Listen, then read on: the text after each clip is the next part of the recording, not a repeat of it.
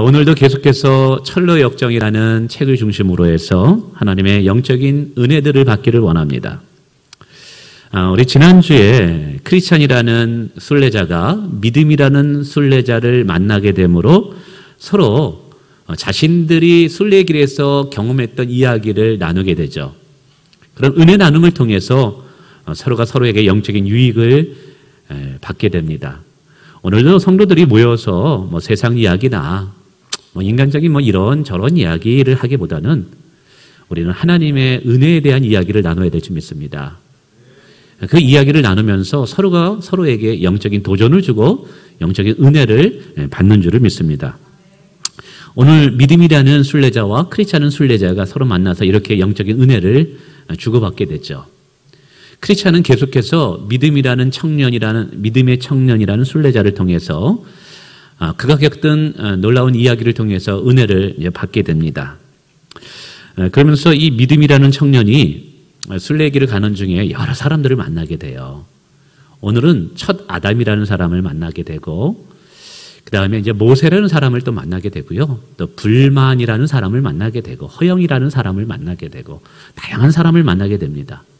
근데 이러한 만남은 사실은 성경 속에서 하나님이 우리에게 주시는 놀라운 영적인 비밀들에 대한 가르침입니다. 사실 오늘 설교 제목이 아담과 모세라는 두 사람을 만남에 대한 이야기를 하려고 했는데 말씀을 묵상하다 보니까 이게 분량이 굉장히 많은 거예요. 이러다 보면 설교 시간이 1시간이 되겠다. 근데 설교는 사실은 짧으면 짧을수록 좋습니다. 너무 길면 앞에 내용한 거 다 잊어버려요. 요즘도 저도 핸드폰이 어디 있는지도 잊어버리고 어디다 놨는지 잊어버리기 때문에 제가 55세인데 그 이상이 되신 분들도 그렇습니다. 제가 제 아내에게 늘 핀잔을 듣습니다. 설교는 짧을수록 강력하고 은혜스럽다. 근데 이제 설교하는 사람은 길어도 본인은 은혜 받는 줄 알고 착각하고 있는데 그런 게 아니더라고요. 그래서 오늘은 이제 첫 번째 아담이라는 사람과의 만남에 대해서 이야기 드리겠습니다. 믿음이라는 청년이 공고산에 도착했을 때 늙은 한 노인을 만나게 되죠. 이 노인은 믿음이라는 이 청년이 굉장히 마음에 들었습니다. 아주 정직해 보이고 진실해 보였어요. 그래서 이런 제안을 합니다. 나의 집에서 나와 함께 삽시다. 그러면 제가 엄청난 월급을 주고 원하면 자신에게 3딸이 있는데 이 3딸과도 다 결혼할 수 있게 해주겠다라는 거예요.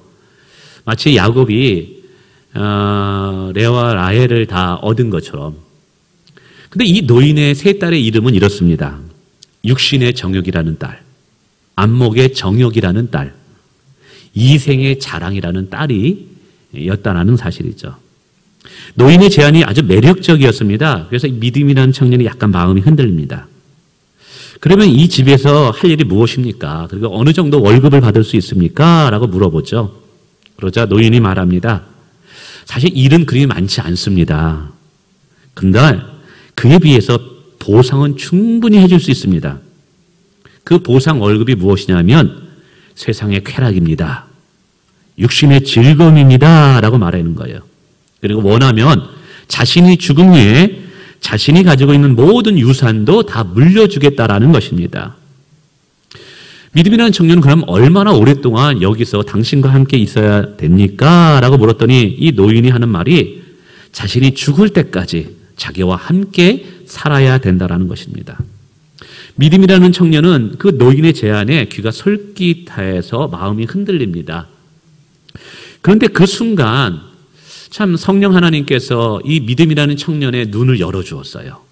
영의 눈을 열어준 거죠. 믿음의 눈이 열리자 그 노인의 이마에 이런 글자가 써 있는 것이 보였어요. 옛사람의 죄악된 행위를 속히 벗어버리라. 옛사람의 죄악을 벗어버리라. 그 순간 이 믿음이라는 청년은 이 노인과 평생 살다가는 평생 육신의 정욕과 안목의 정욕과 이생의 정욕에 이끌려가는 죄의 종로로 타며 살겠구나라는 예감이 들었습니다. 그래서 노인의 제안을 거절하고 속히 떠나려고 합니다. 근데 이 노인이 가만히 있지 않는 거예요. 입에 담을 수 없는 욕설, 저주를 퍼붓습니다. 믿음이라는 청년은 속히 그 자리를 떠나려고 하자 이번에는 노인이 믿음이라는 청년의 손목을 딱 붙잡습니다. 그리고 비틀면서 절대 놓아주지 않는 거예요. 어찌나 세게 비틀던지 이 믿음 청년의 신체 한 부분이 떨어져 나가는 것 같은 고통을 당하였다라고 이야기합니다. 이때 믿음 청년은 단호하게 결단합니다. 그리고 외치죠. 오라 나는 공고한 사람이로다 라고 외치면서 그 자리를 박차고 나오게 됩니다. 자, 이런 스토리를 통해서 존 버녀는 우리에게 무엇을 가르치는 걸까요? 물론 이 비유의 내용을 이해하기 위해서는 이 비유 속에 나오는 상징적인 인물들, 사건들이 무엇을 의미하는지를 먼저 이해해야 되겠죠. 우선 믿음이라는 청년이 이 공고산에서 만난 이 노인은 누구냐? 하나님께 불순종함으로 인해서 모든 인류에게 죄를 전가시킨, 원죄의 본성을 전가시킨 첫 아담이다라고 이제 존 버녀는 우리에게 해석해 주고 있습니다.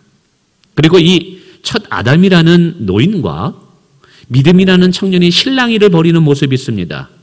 이것은 성도 안에 아직 변화되지 않는 옛 습성, 옛 자아와의 내면적인 갈등을 묘사하는 것이다라는 것이죠.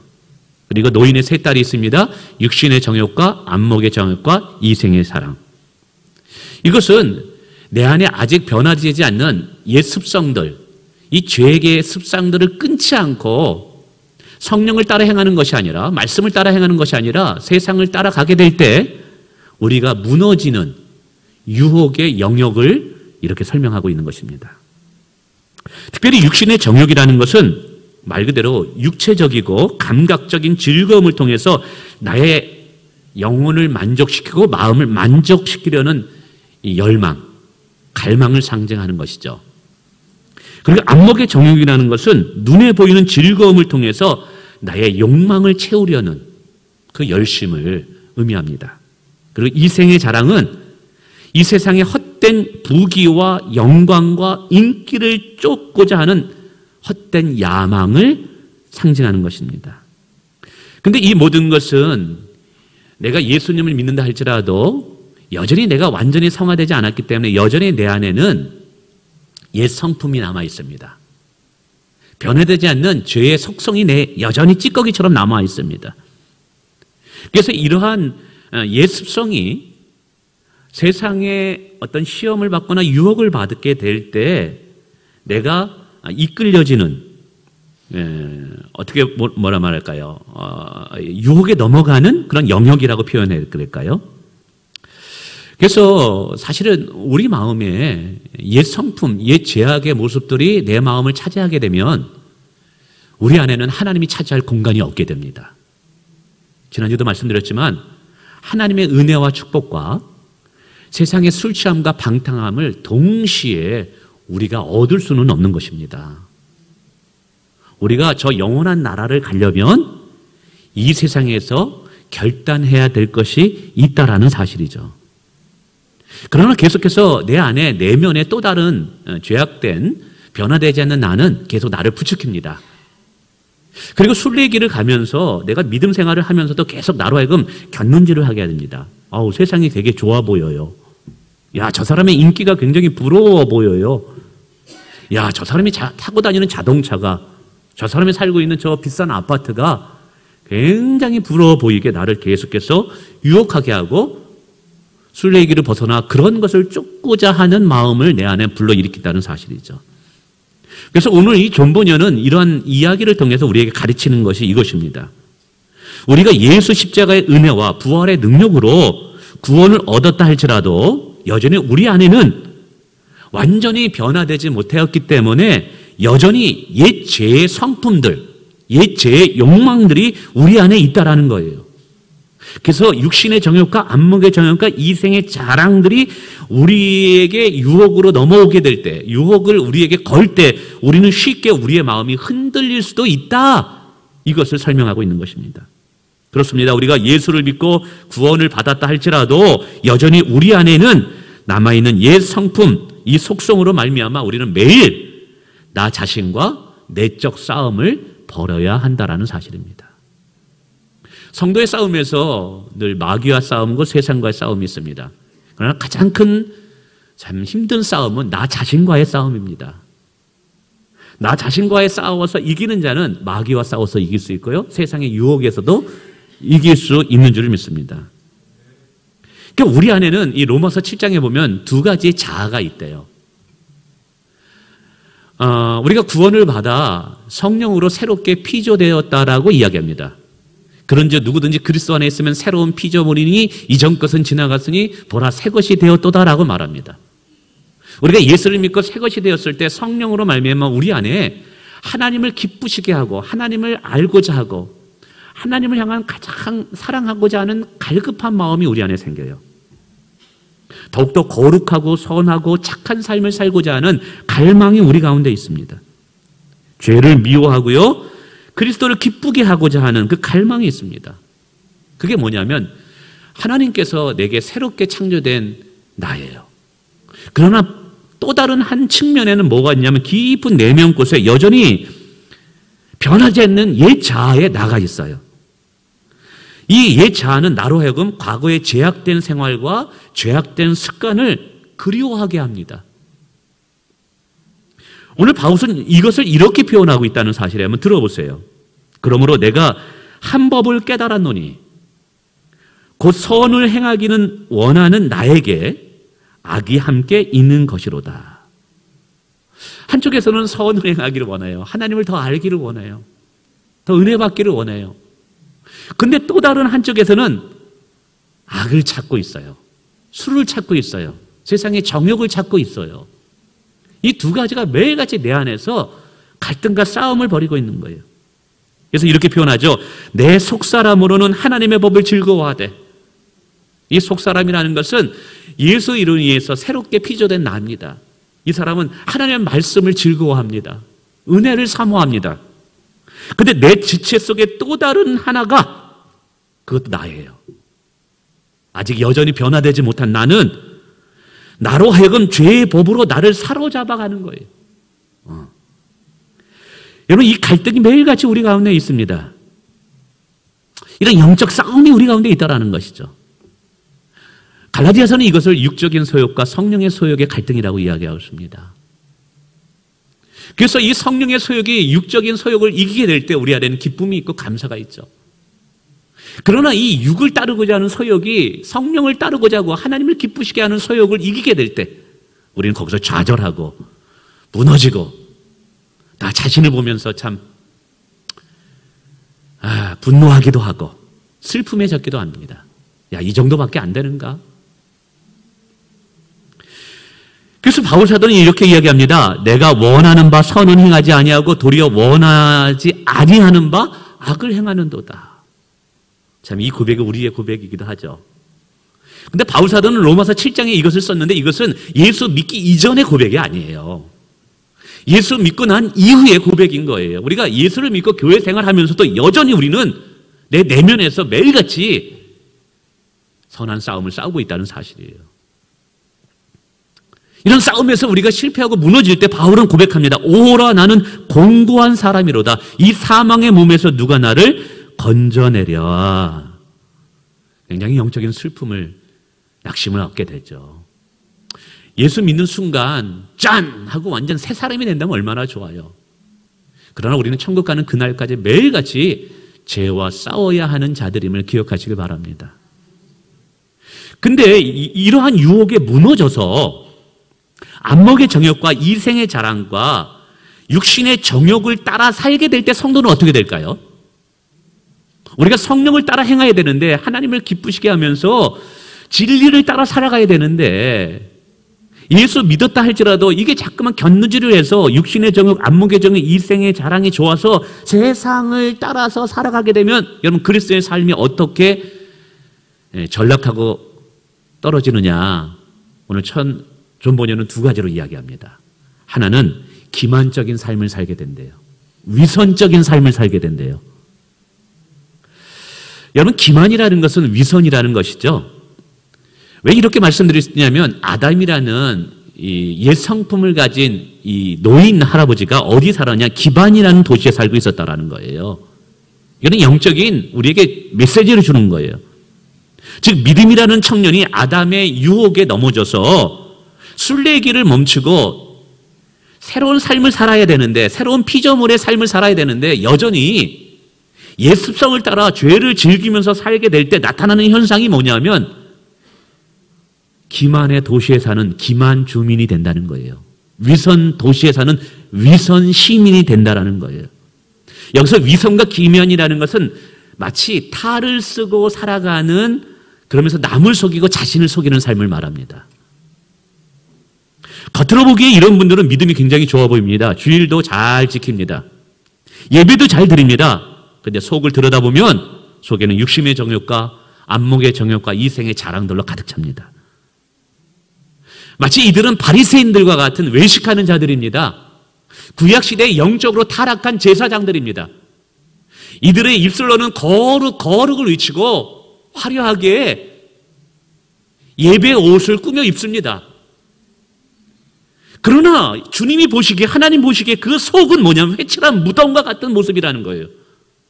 겉은 거룩해서 성경책을 치고 할렐루야, 아멘, 믿습니다 얘기하는데 주님이 안에 들여다보면 음란과 정욕과 술 취함과 방탕함으로 회칠한 무덤, 시체가 가득한 모습이 보인다는 사실이죠. 이런 기만 위선에 떨어진다는 거예요. 여러분, 이렇게 되면 어떻게 됩니까? 종교인이 될 수 있지만 참 제자의 삶을 못 살아요. 잎은 풍성하지만 열매가 없어요. 경건의 모양은 있는데 경건의 능력은 없는 거예요. 여러분, 사람은 속일 수 있지만 하나님은 속일 수 없습니다. 오늘도 교회 가운데 많지는 않지만 이렇게 신앙생활하는, 우리가 이런 것을 무늬만 그리스도인이라고 이야기합니다. 무늬만 그리스도인. 우리는 자신에게 속아서는 안 돼요. 우리에게 위선이라는 가면을 벗고 진실하고 정직하게 하나님 앞에 신앙생활해야 될 줄 믿습니다. 그러기 위해서는 내 안에 육신의 정욕과 안목의 정욕과 이생의 자랑이라는 이 세상의 욕심의 옷을 벗어버리고 하나님의 의의 옷을 입고 거룩과 진실함으로 살아가야 된다는 사실인 것이죠.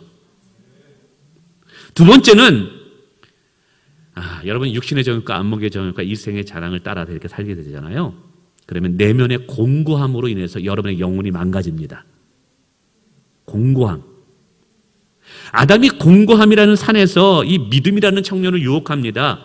이것도 상징적인 의미가 있는 거예요. 여러분, 육신의 정욕과 안목의 정욕과 이생의 자랑, 여러분, 이것을 따라 살아가면 굉장히 멋져 보입니다. 세상에 화려해 보입니다. 내 영혼을 만족시킬 것 같습니다. 근데 그것을 따라 살 때 그 끝자락, 인생의 끝자락은 뭐냐면 곤고함이라는 거예요. 허무함이라는 거예요. 여러분, 육신의 정욕인 성적 쾌락과 세상의 즐거움과 술 취함과 방탕함으로 살아갔을 때, 술 마실 때 좋죠. 성적 그로 이게 중독이 돼서 그걸 즐길 때는 뭐 쾌락이 있죠. 그러나 여러분, 아마 여기서도 예전에 옛사람, 예수 믿기 전에 그거 경험해 보셨잖아요. 그리고 혼자 남았을 때 여러분 마음이 어떻습니까? 술 먹을 때 친구들과 막 할 때는 막 수다 떨고 재밌고, 야, 건배! 막 하면서 하지만 여러분이 성령이 여러분 안에 거시면 집에 돌아와서 혼자 남았을 때 마음이 어떤가요? 공허하잖아요. 허무하잖아요. 안목의 정욕에 따라서 여러분, 세상의 명품 옷들, 다이아몬드, 뭐 진주, 여러분 이런 것들로 여러분을 화려하게 치장한다 할지라도 여러분 안에 있는 진정한 영혼의 만족을 누릴 수 있을까요?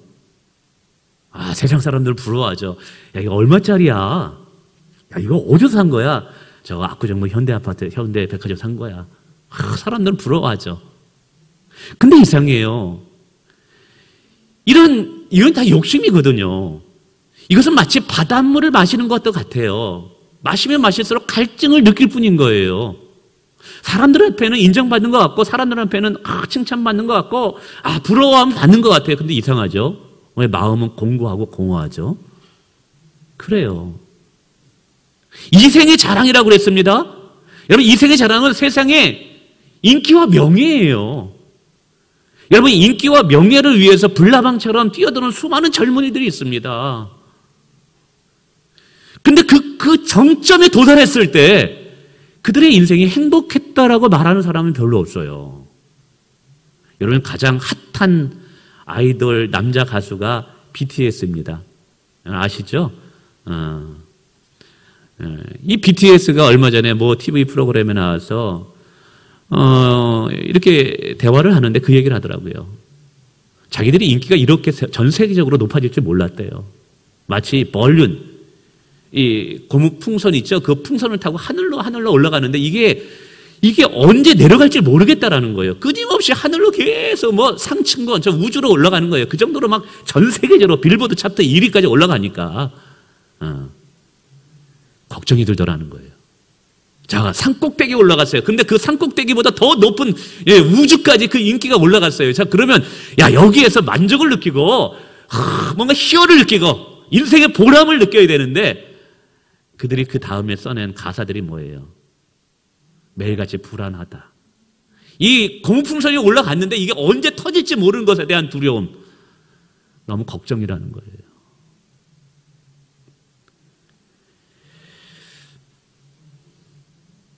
여러분, 육체를 즐겁게 하는 모든 것은 여러분의 인생에 영혼의 공고함과 허무함을 가져다 준다는 거예요.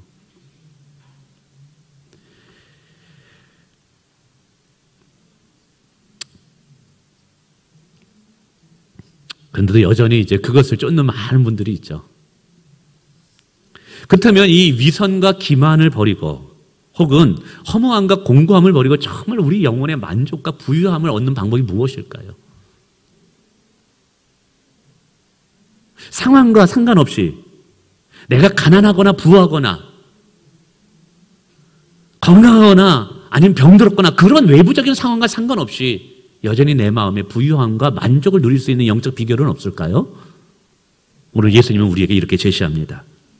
내가 주는 물을 마시는 자는 영원히 목마르지 아니하리니 내가 주는 물은 그 속에서 영생하도록 솟아나는 샘물이 되리라. 할렐루야. 여러분, 세상의 것은 정말 얻으려고 하고 취하면 취할수록 갈급함만 느끼고 마지막에는 공허감과 허무함뿐이라는 거예요. 이게 공고한 산인 거예요. 그런데 오늘 예수님은 우리 속에서 마르지 않는 샘물을 솟아나게 하겠다는 거예요. 시원합니다. 이 무더위에 우리의 영혼의 갈증을 해결할 수 있는 능력이 예수 그리스도 안에 있다라는 거예요. 또 말씀하십니다. 예수께서 이르시되 나는 생명의 떡이니 내게 오는 자는 결코 줄이지 아니하실 터이요 나를 믿는 자는 영원히 목마르지 아니하니라. 여러분, 예수님 안에 목마르지 않음의 비결이 있고 예수님 안에 영적인 배고픔을 해결할 수 있는 능력이 있는 거예요. 여러분, 어디 가서 영혼의 만족을 얻을 수 있겠습니까? 여러분, 예수 그리스도가 길이요 진리요 생명인 줄 믿으시길 바랍니다. 이 목마름을 완전히 해결받은 바울이 뭐라고 고백하는 줄 아십니까? 들어보세요. 또 모든 것을 해로 여김은 주 예수 그리스도를 아는 지식이 가장 고상합니다. 내가 그를 위하여 그 모든 것을 잃어버리고 배설물로 여김은 그리스도를 얻고 그 안에서 발견되려 함이니라. 바울은 굉장히 지식 있는 사람이었어요. 인텔리였어요. 학벌도 좋았어요. 근데 학벌과 지식과 명예와 인기가 자신의 영혼을 만족시킬 거라고 생각했는데 이게 웬걸요? 사람들은 부러워하는데 나는 내 자신의 내면을 알고 있거든요. 그게 내 영혼에 만족을 주지 못하는 거예요. 오히려 공고함과 허무함만을 주는 거예요. 근데 예수를 만났어요. 부활하신 예수님이 내 안에 들어왔어요. 그러니까 이 예수가 지금까지 내가 누렸던, 내가 지금까지 알고 있었던 그 모든 것에 비하면 똥 배설물에 지나지 않았다는 거예요. 그래서 그의 인생은 오직 예수를 얻고 그의 안에 예수로 충만하고 더 예수를 사랑하는 그것이 그의 소원이 되었어요. 그러면서 이제 이렇게 고백합니다. 내가 궁핍함으로 말하는 것이 아니라 어떠한 형편이든지 나는 자족하기를 배웠노니 나는 비천에 처할 꿀도 알고 풍부에 처할 줄도 알았대요. 배부름과 배고픔과 풍부와 궁핍도 경험했대요. 근데 그런 상황 속에서도 내가 일체 자족하고 만족하는 비결을 얻었다는데 그게 뭐냐면 예수 그리스도라는 거예요. 그러면서 이야기하죠. 내게 능력 주신 자는 내가 모든 것을 할 수 있느니라. 여기서 내게 능력 주신 자는 모든 걸 할 수 있다는 I can do it. 세상의 자기계발서가 아니에요. 나는 예수로 인해서 만족할 수 있다. 예수로 인해서 나는 정말 부유하다라는 고백인 거예요. 저는 목회하면서 여러분이 정말 예수 그리스도를 사랑하시는 분들이 되시길 바랍니다. 이 고백이 저와 여러분의 고백이었으면 좋겠습니다. 아멘. 그저 형식적인 고백이 아니라 진짜 마음이 담긴 그런 고백들. 여러분 자신에게 물어보십시오. 여러분이 진짜 영적으로 깨어있는 성도라면 주님으로 만족해요. 저는 주님으로 인해서 저는 감사할 수 있어요. 까짓것 뭐 병에 걸릴 수도 있죠. 까짓것 사업에 한번 실패할 수도 있죠. 예수님이 함께 하시기만 하면 저는 돼요. 예수님이 함께 하시면 얼마든지 다시 일어날 수 있고요. 예수님이 함께 하시면 얼마든지 내게 기회가 다시 오면 저는 믿어요. 할렐루야. 여러분 예수 그리스도가 우리의 보물이 되시길 주님의 이름으로 축원을 드리겠습니다. 얼마나 좋은지 몰라요. 이따가 제가 찬양을 하나 들려줄 거예요. 보네퍼라는 목사님이 독일의 목사님이신데요. 나치 히틀러 정권에서 악과 타협할 수 없다. 그 당시에 독일 교회는 히틀러라는 절대 독재자 앞에 다 굴복하고 그에게 아부를 합니다. 근데 이 보네퍼 목사님만은 악과 타협할 수 없다 그러면서 손양은 목사님처럼 감옥에 갇히게 돼요. 그리고 나서 총살을 당하게 됩니다.